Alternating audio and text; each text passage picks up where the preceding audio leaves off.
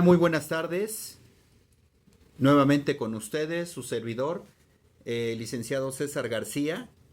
Y pues bueno, en esta ocasión, para poder platicar con ustedes lo relativo a la clase de Derecho Romano y muy en específico a la historia de Roma. Para nosotros, como juristas, pues es importante conocer lo que es el derecho romano, puesto que este nos va a permitir conocer cuál fue el origen y el porqué de las instituciones que hoy día conocemos. Ajá. Instituciones como por ejemplo el matrimonio, como por ejemplo la familia, como por ejemplo el derecho mercantil, el comercio, como por ejemplo el contrato, ¿sí? Entonces, entre muchos. Es por ello que es indispensable que en las facultades pues nosotros conozcamos lo que es el derecho romano, ¿sí? Eh, y es una materia obligatoria de primer semestre y cuatrimestre. Entonces, en ese sentido, me tomé la libertad de hacer para ustedes un resumen de lo que es la historia del derecho romano, ¿sí? Para ello, pues bueno, tendríamos nosotros que platicar algo sobre la historia de Roma. Se dice que cuando los romanos alcanzaron el grado de civilización necesaria para preguntarse dónde o de dónde venían, pues ya habían pasado más de 8 siglos desde que se habían establecido, ¿sí? Es entonces cuando el emperador César Augusto le encarga a un escritor famoso, Virgilio, que escribiera los orígenes de Roma. Y el libro que narra el origen de Roma es la Eneida.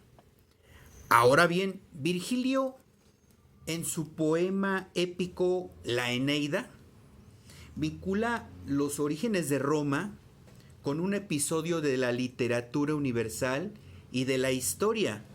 Esto es la Guerra de Troya. Es importante conocer el contenido de dicho libro, ¿sí?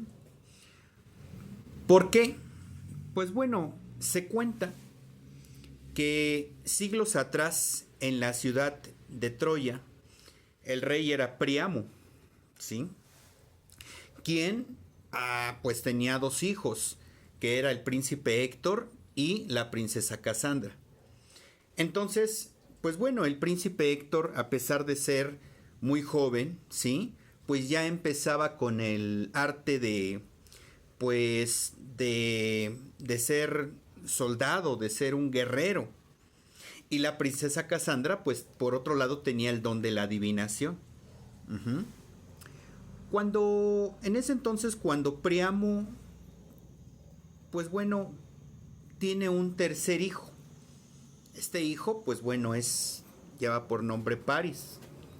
Al momento de nacer, su hermana Casandra entra en trance y le dice a su padre que los dioses le acaban de decir que Paris, que este niño, va a provocar la destrucción de Troya y que tiene que matarlo, ¿sí? Entonces, pues Priamo no puede acabar a su propio hijo, por lo que le ordena a un soldado que se lo lleve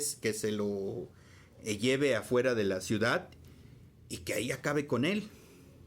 Entonces el soldado se lleva al bebé a la colina, ¿sí? Dejando a aquel niño entre las rocas. Y entonces, pues bueno, saca su espada y se dispone a terminar con él. En ese momento, como es un infante, como es un bebé, pues abre los ojos y ¿qué creen que pasa? Le sonríe al soldado. Ajá. Y entonces pues el soldado ya no puede acabar con él. Y entonces toma la decisión de dejarlo ahí para que los dioses decidieran su destino.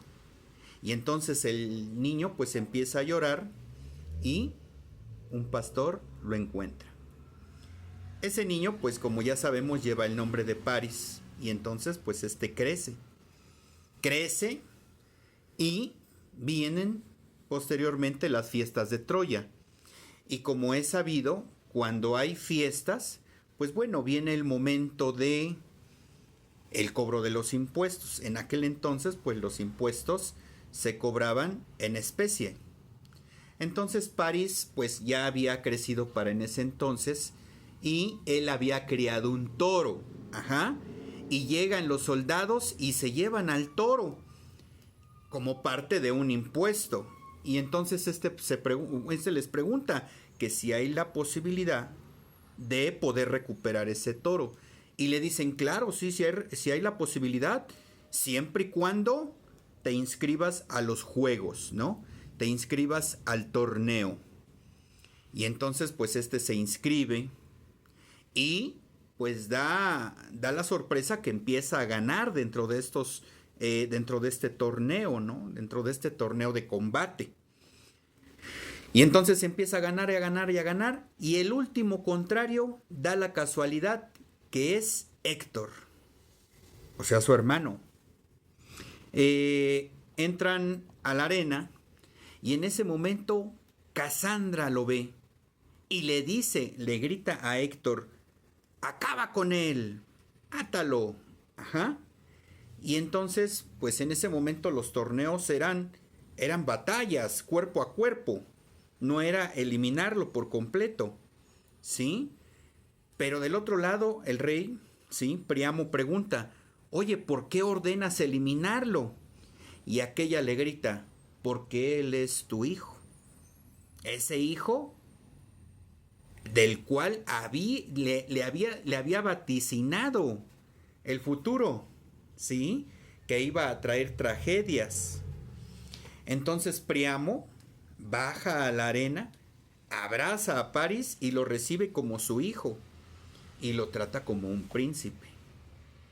En ese momento, en ese justo momento, allá arriba, en el Olimpo, se da una discusión enorme.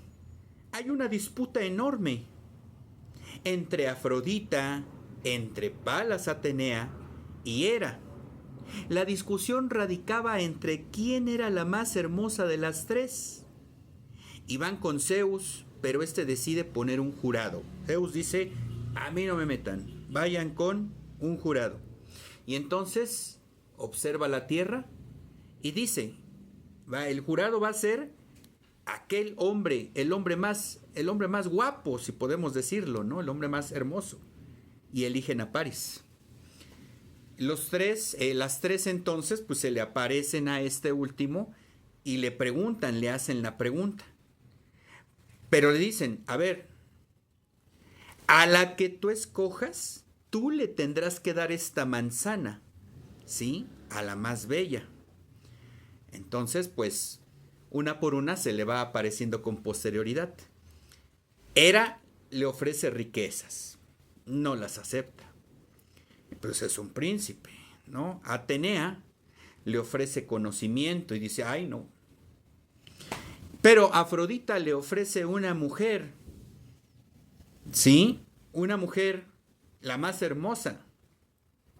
Y entonces, pues la elige a ella como la más bella, ¿no? De allá arriba del Olimpo. Pero Afrodita le comenta, cuidado, porque la mujer más hermosa de la que yo te comento está casada con el rey Agamenón. Con el rey Agamenón. Entonces, pues ahí tienen que París va a Esparta y conoce a Helena. Se enamoran y se escapan. Pero el rey, pues no se había dado cuenta, pues no la veía desde hace mucho tiempo, porque era un rey, él tenía otras mujeres, había estado en otros lugares y no tenía tiempo para su esposa. Entonces se entera tiempo después. Ajá. Cuando se entera, pues evidentemente se enoja. Y entonces dice, pues yo voy a ir a recuperar a mi esposa. Pero no voy a ir solo. Voy a ir con mis amigos. Los amigos entonces del rey Agamenón fueron Menelao, Ulises, Áyax y Aquiles. Este último, Aquiles, era un semidios. Fue de chiquito, fue de bebé suspendido en la laguna Estigia por su madre para que sea invulnerable. Pero sucede que el momento de sumergirlo su mamá, pues el agua no tocó su talón, porque de esta parte lo estaba sosteniendo su mamá. ¿Ok? Entonces por eso tiene un punto débil. Hasta este punto, todo lo anterior aún no es la Ilíada. Entonces se dan 10 años de batalla. Y entonces aquí comienza verdaderamente la Ilíada. ¿Sí? La primera escena de la Ilíada, pues es una contienda entre Agamenón y Aquiles por una esclava.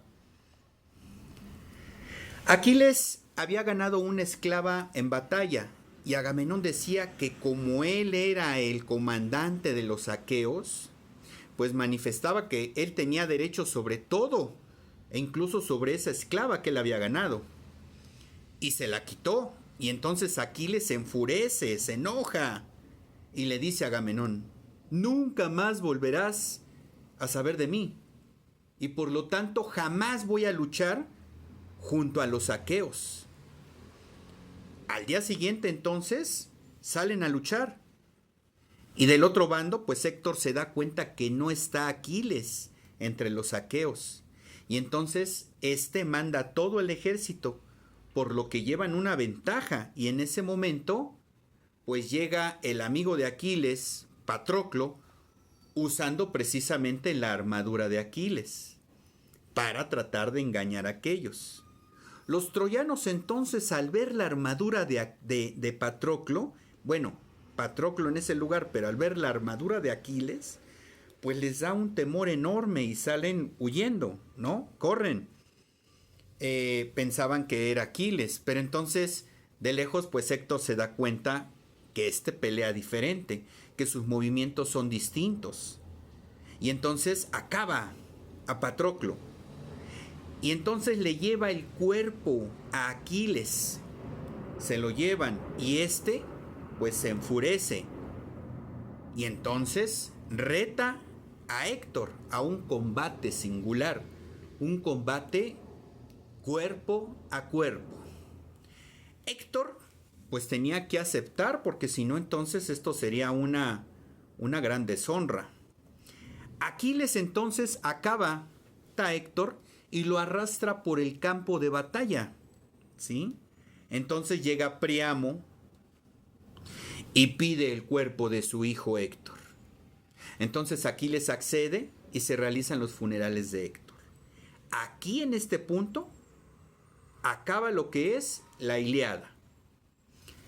En otros relatos, pues se dice que París sí logra eliminar, sí logra matar a Aquiles con una flecha que dirigió el dios Apolo hacia su talón. Sin embargo, pues la batalla, la guerra no avanza, se queda varada. Y entonces a Ulises se le ocurre una idea, una estrategia: construir un enorme caballo de madera y que en su interior se encontrarían los mejores guerreros aqueos, ¿sí?